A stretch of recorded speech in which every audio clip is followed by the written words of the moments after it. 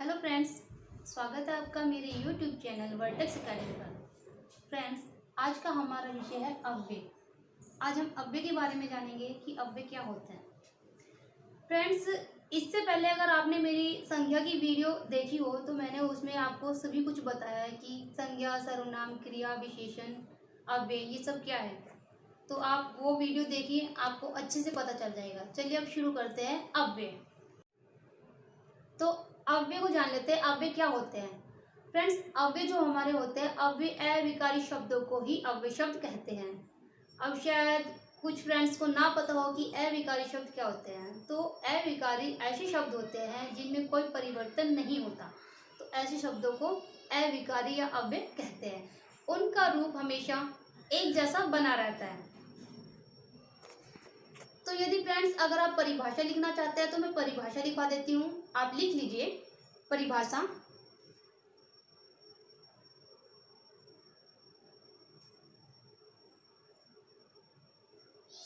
परिभाषा ऐसे शब्द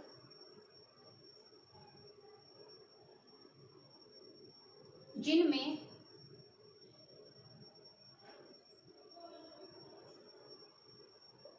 लिंग, वचन,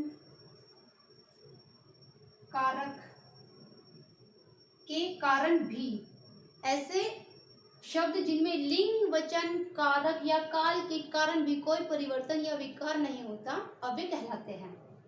कारण भी कोई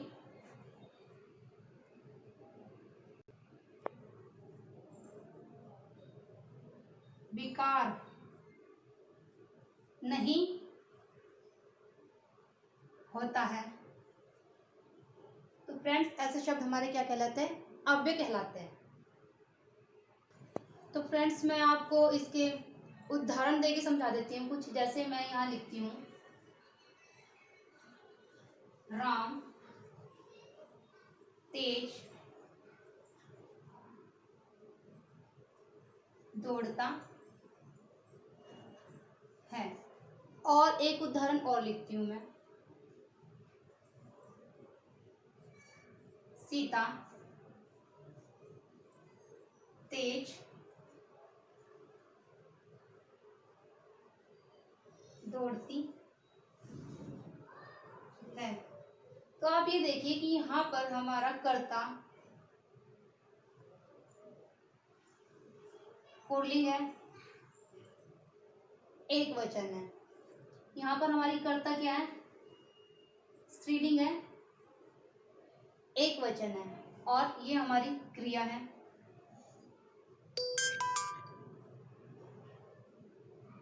इसमें क्रिया ये है, ये सहायक क्रिया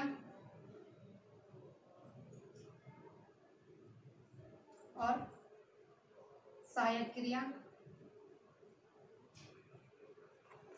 तो फ्रेंड्स आप ये देखिए कि यहाँ पर ये हमारा तेज और यहाँ पर तेज, हमारे लिंग चेंज हुए, बदले हैं, पर उसके अनुसार भी जब यहाँ पर हमारे जो लिंग है, यहाँ पर पुल्लिंग है, यहाँ पर स्त्रीलिंग है, पर उसके बावजूद भी जो ये तेज है ये वैसे ही है। तो ऐसे शब्दों को क्या कहते हैं, ऐसे शब्द हमारे अव्यय शब्द कहलाते हैं। अब बात कर लेते हैं अव्यय के भेद के बारे में। तो अव्यय के कितने भेद होते हैं, अव्यय के 4 भेद होते हैं। अव्यय के भेद कितने होते हैं, अव्यय के भेद 4 भेद होते हैं। कौन कौन से होते हैं देख लेते हैं। सबसे पहला आएगा हमारा क्रिया विशेषण अव्यय, और दूसरा आएगा समुच्चय बोधक,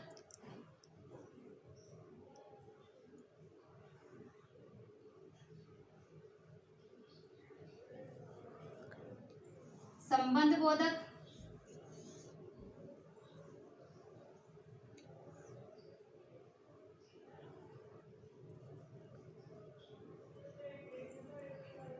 और विस्मयादि बोधक।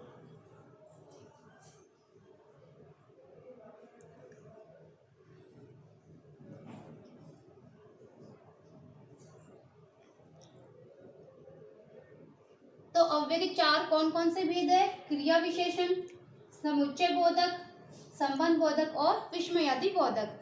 अब बात कर लेते हैं क्रिया विशेषण की। क्रिया विशेषण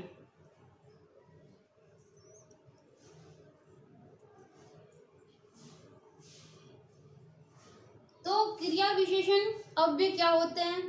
वे शब्द जो क्रिया की विशेषता बतलाते हैं, तो वही शब्द हमारे क्या कहलाते हैं? क्रिया विशेषण अव्यय कहलाते हैं। यदि आप परिभाषा लिखना चाहते हैं तो मैं परिभाषा लिखवा देती हूँ।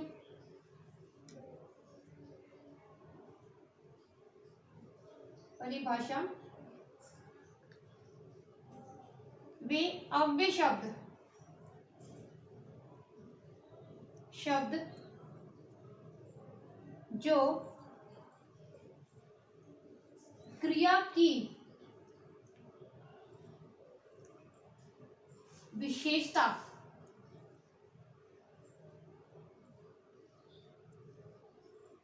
बतलाते हैं, तो वो शब्द क्या होते हैं? हमारे क्रिया विशेषण अव्यय कहलाते हैं। तो चलिए देख लेते हैं क्रिया विशेषण के कुछ उदाहरण। जैसे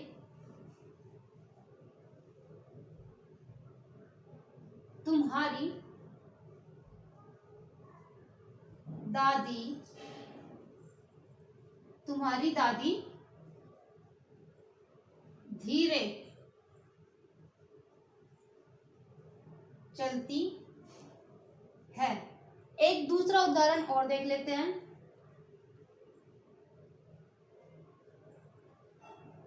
मुझे यह काम अभी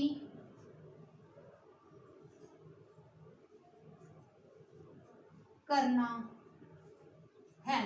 तो आप देखें यहाँ पर क्रिया की विशेषता कौन बता रहा है? क्रिया की विशेषता धीरे शब्द बता रहा है। तो ये क्या हमारा क्रिया विशेषण अव्यय कहलाते हैं। जो क्रिया की विशेषता बता रहे हो वो हमारे क्रिया विशेषण अव्यय कहलाते हैं। अब इसमें क्रिया की विशेषता कौन बता रहा है? अभी। तो इसमें हमारा क्रिया विशेषण अव्यय शब्द कौन सा होगा? अभी। और इसमें धीरे।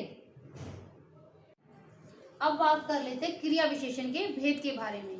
तो जो क्रिया विशेषण के भेद होते हैं वो तीन आधारों पर किए जाते हैं। किस किस आधार पर किए जाते हैं? अर्थ के आधार पर, रूप के आधार पर और प्रयोग के आधार पर। आप लिखना चाहते हैं लिख लीजिए। अर्थ के आधार पर,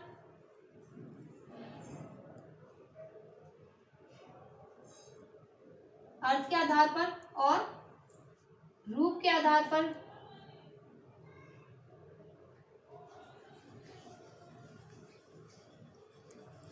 प्रयोग के आधार पर।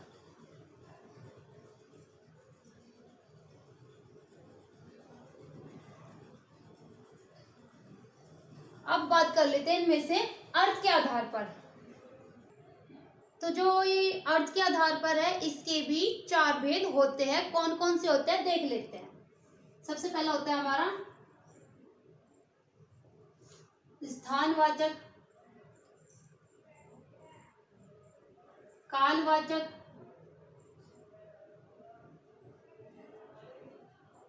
परिमाणवाचक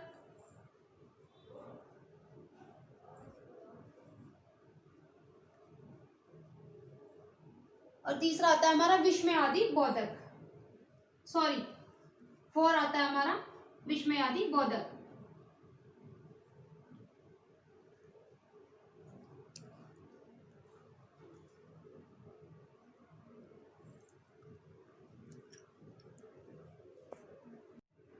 स्थानवाचक के बारे में बात कर लेते हैं।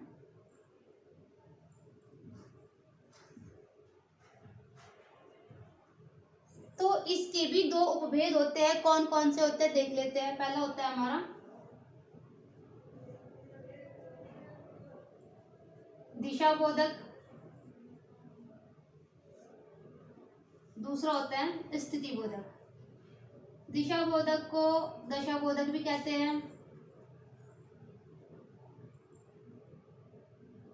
जिसमें दिशा का बोध हो और जिसमें स्थिति का बोध हो। दिशा में जैसे दाएं बाएं, इधर उधर, और स्थिति में जैसे आगे पीछे, पास दूर निकट, चल गया कि दिशा बोधक क्या है और स्थिति बोधक क्या है। अगर मैं दिशा बोधक का जैसे एक उदाहरण देती हूँ, मैं कहूँ तुम दाएं जाओगे या तुम बाएं जाते हो, और मैं स्थिति बोधक में कह दूँ कि पक्षी पेड़ के ऊपर बैठे हैं, तो यहाँ पर ये क्या हमारा एक स्थिति का बोध होता है। अब बात कर लेते हैं कालवाचक की। कालवाचक,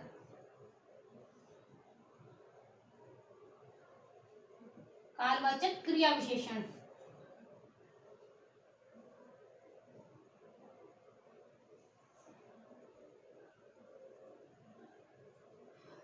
कालवाचक क्रिया विशेषण में क्या होता है, इसमें क्या होता है कि जिन शब्दों से क्रिया के होने या करने के समय का पता चलता है, तो वहां पर हमारा क्या होता है, कालवाचक क्रिया विशेषण।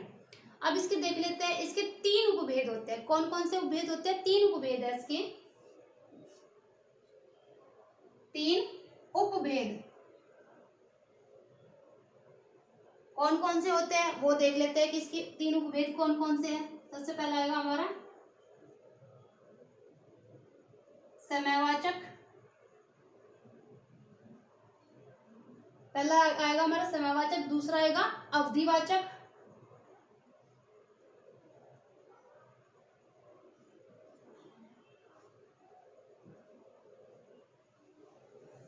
और नंबर 3 आएगा हमारा बारंबारता।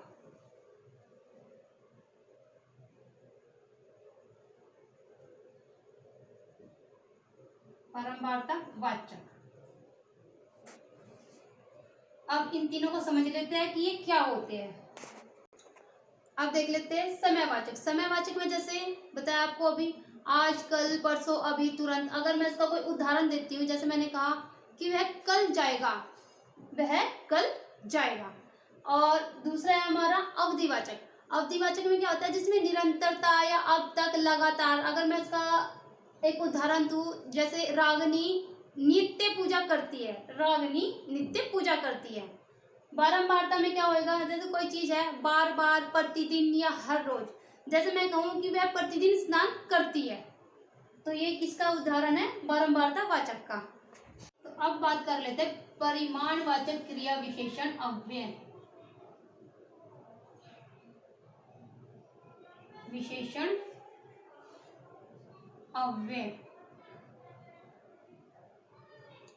इसमें क्या होता है कि किसी क्रिया को करने का, कि क्रिया अधिक हो रही है या कम हो रही है, तो उसकी विशेषता का परिमाण होता है। जैसे मैं कहूँ कम, ज्यादा, जितना, उतना, तो ये सभी क्या हमारे परिमाणवाचक में आते हैं।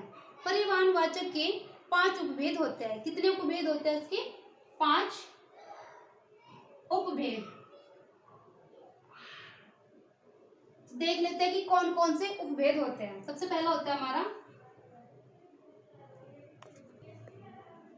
अधिकता बोधक।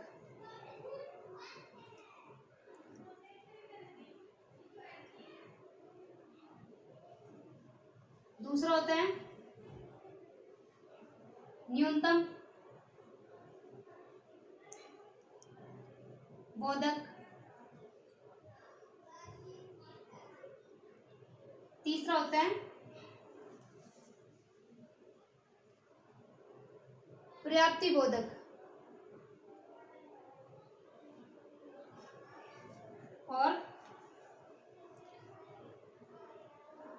क्रम बोधक, क्रम बोधक,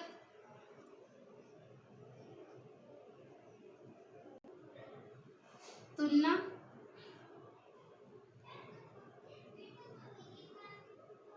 बोधक। तो जो ये हमारा अधिकता बोधक, न्यूनतम बोधक, पर्याप्ति बोधक, क्रम बोधक, तुलना बोधक, तो इनके बारे में देख लेते हैं। जैसे अधिकता बोधक है, इसमें क्या होगा, जैसे किसी चीज का अधिक होना, अति, अत्यंत, अत्यंत, अधिक, तो ये सभी हमारे किस में आएगा, अधिकता बोधक में। न्यूनतम बोधक की बात कर लेते हैं। न्यूनतम बोधक में यानी कम, थोड़ा, कुछ। उसके बाद बात कर लेते हैं पर्याप्ति बोधक। पर्याप्ति बोधक में जैसे काफी है, ठीक। तो क्रम बोधक, क्रम बोधक में जैसे बारी बारी, थोड़ा थोड़ा, जरा जरा। तुलना, तुलना में एक तरह से तुलना की जाएगी, कम, ज्यादा, इतना, उतना। तो ये सभी, इसका उदाहरण देख लेते हैं। जैसे मैं कहूँ वह अधिक खाता है, न्यूनतम कम, वह कम खाता है। पर्याप्ति, वह ठीक ठाक ही लिखता है या वह ठीक ठाक ही डांस करता है। या क्रम बोधक, वह बारी बारी हंसने लगता है। तुलना बोधक, जैसे तुलना बोधक में मैं कहूँ थोड़ा पढ़ो ज्यादा लिखो तो हमारा तुलना बोधक में आ जाएगा। तो अब देख लेते हैं आगे। अब बात कर लेते हैं फ्रेंड्स रीतिवाचक क्रिया विशेषण अव्यय की। रीतिवाचक क्रिया विशेषण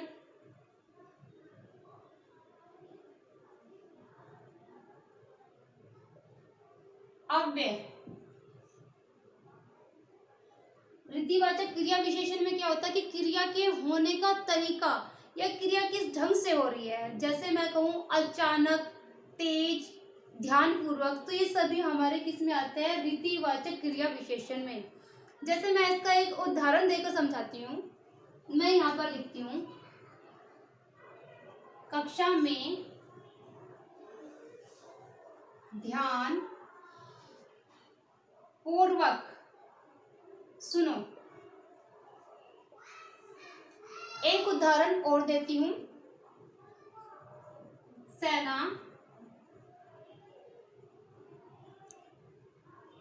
पैदल चलती है। तो आप ये देखिए, कक्षा में ध्यान पूर्वक सुनो, सुनने का तरीका क्या है हमारा, ध्यान पूर्वक। सुनने का तरीका क्या है, ध्यान पूर्वक, या सुनने का जो ढंग है ध्यान पूर्वक। सेना पैदल चलती है, चलने का तरीका क्या है उसका, पैदल। तो ये शब्द क्या कहलाते हैं, हमारे रीतिवाचक क्रिया विशेषण अव्यय। तो अब बात कर लेते हैं संबंध बोधक अव्यय की। संबंध बोधक अव्यय।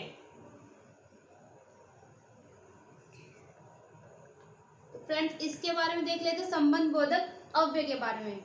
जिस शब्द से संज्ञा या सर्वनाम का संबंध अन्य शब्दों से जुड़ता है तो वह शब्द हमारे क्या होते हैं, संबंध बोधक अव्यय कहलाते हैं। चलिए मैं आपको परिभाषा लिखवा देती हूँ, अगर आप लोग परिभाषा लिखना चाहते हैं तो। जिस शब्द से, परिभाषा लिख लीजिए आप,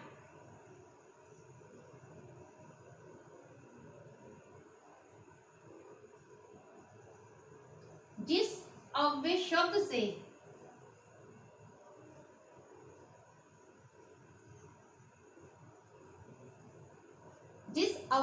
से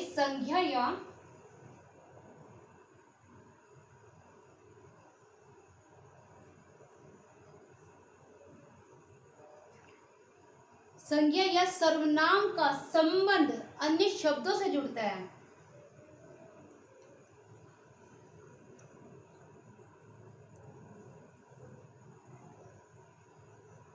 संबंध अन्य शब्दों से जुड़ता है।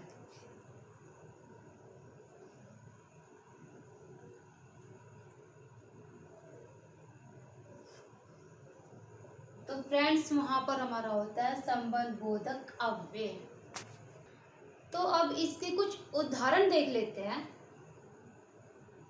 जैसे मैं यहां पर लिखती हूं, राम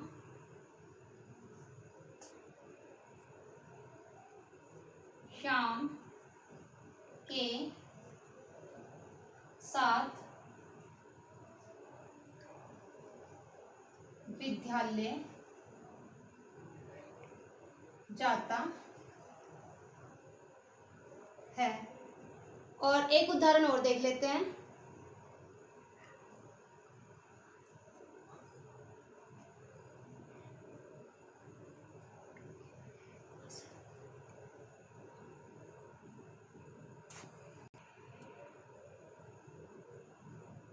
अब जैसे मैंने ये दो उदाहरण दिए हैं, राम शाम के साथ विद्यालय जाता है, और दूसरा उदाहरण हमने लिया है, राजू के पीछे शानू है। तो यहाँ पर जो हमारा अव्यय शब्द है के साथ, तो इसके साथ का संबंध किसके साथ है? राम के साथ। राजू के पीछे शानू है, तो के पीछे का संबंध किसके साथ है? राजू के साथ। अब यहाँ पर एक उदाहरण और देख लेते हैं। जैसे मैं लिखती हूँ यहाँ पर, मंदिर के ऊपर झंडा लहरा रहा है। तो आप ये देखिए, इसके ऊपर का संबंध किसके साथ है? मंदिर के साथ। तो यहाँ पर हमारे क्या होंगे? संबंध बोधक अव्यय। ये एक बार मैं फिर से रिपीट करा देती हूँ। राम श्याम के साथ विद्यालय जाता है, तो के साथ अव्यय शब्द है हमारा। इसका संबंध किसके साथ है? संज्ञा शब्द के साथ। तो क्या हुआ यहाँ पर? हमारा संबंध बोधक अव्यय। राजू के पीछे शानू है, तो के पीछे अव्यय शब्द का संबंध किसके साथ है? राजू संज्ञा शब्द के साथ। मंदिर के ऊपर झंडा लहरा रहा है, तो के ऊपर अव्यय शब्द का संबंध किसके साथ है? मंदिर के साथ, मंदिर संज्ञा शब्द के साथ। जो संबंध का बोध कराता है, तो वहां पर हम होता है हमारा संबंध बोधक अव्यय होता है। तो चलिए आगे देख लेते हैं समुच्चय बोधक अव्यय। समुच्चय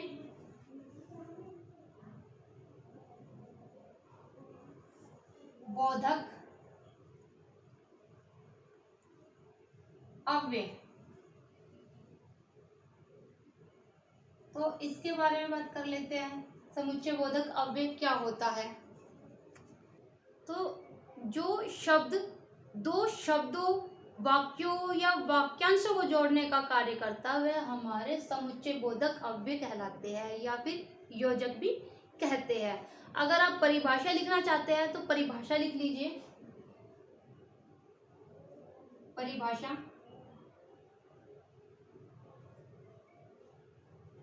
जो शब्द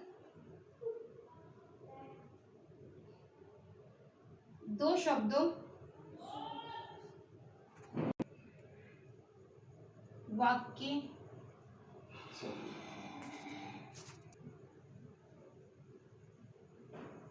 वाक्य या वाक्यांशों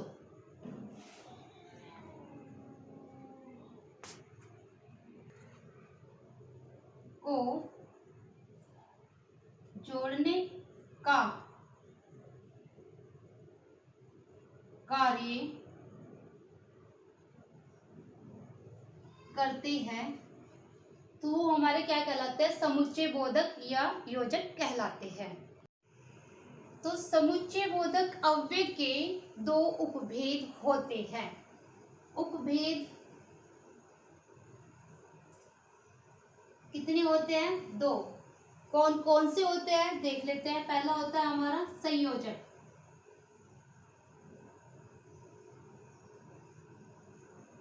और दूसरा होता है विभाजक। विभाजक। संयोजक का कार्य होता है जोड़ने का कार्य।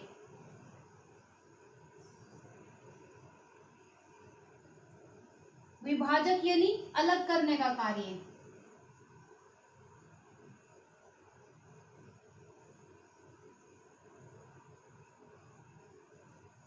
तो चलिए मैं कुछ उदाहरण देकर समझा देती हूँ। हंस दूध और पानी को अलग करता है।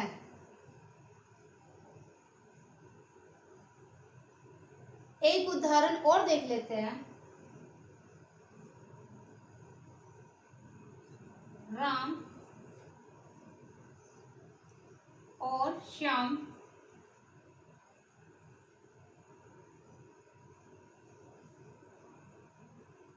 खेलने जा रहे हैं।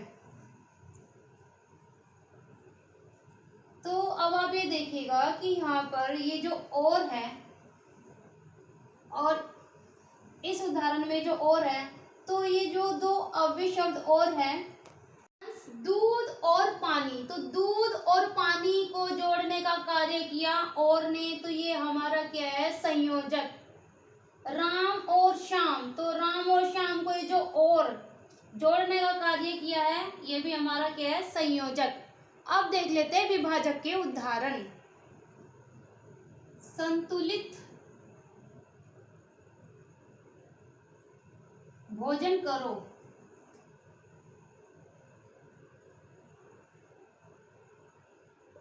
संतुलित भोजन करो ताकि स्वस्थ रहो।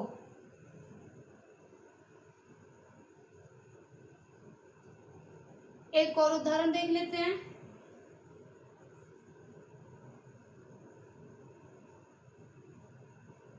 राम निर्धन है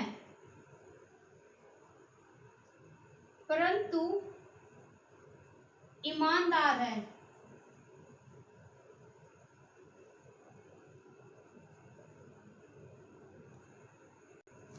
अब ये जो ताकि है और ये परंतु है, संतुलित भोजन करो ताकि, तो इनको अलग करने का कार्य किसने किया, ताकि ने, तो यहाँ पर ये विभाजक अव्यय है। और राम निर्धन है परंतु ईमानदार है, इसको अलग करने का कार्य किसने किया, परंतु ने, तो यहाँ पर ये क्या है, विभाजक। अब बात कर लेते हैं विस्मयादि बोधक की।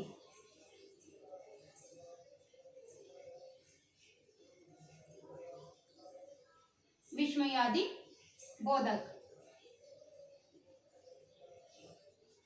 तो ये वे अव्यय शब्द होते हैं जिनसे मन में हर्ष, आश्चर्य या घृणा का भाव प्रकट होता है, तो वहां पर हमारे क्या होते हैं, विस्मयादि बोधक होते हैं।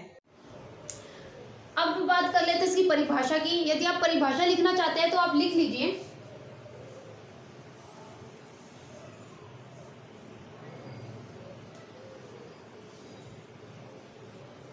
जो अव्यय शब्द मन में आश्चर्य, हर्ष या घृणा का भाव प्रकट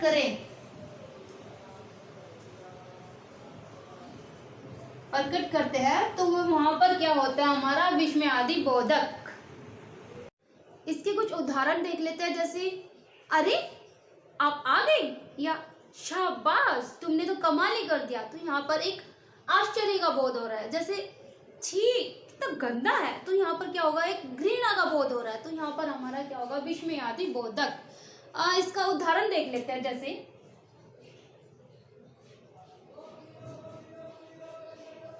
अरे आप आ गए, तो फ्रेंड्स इसमें क्या होगा, विस्मयादि बोधक चिन्ह हमारे शुरू में ही लगेंगे। तो फ्रेंड्स अब ये अव्यय का टॉपिक हमारा पूरा हो चुका है, तो मिलते हैं नेक्स्ट वीडियो में। Thank you friends.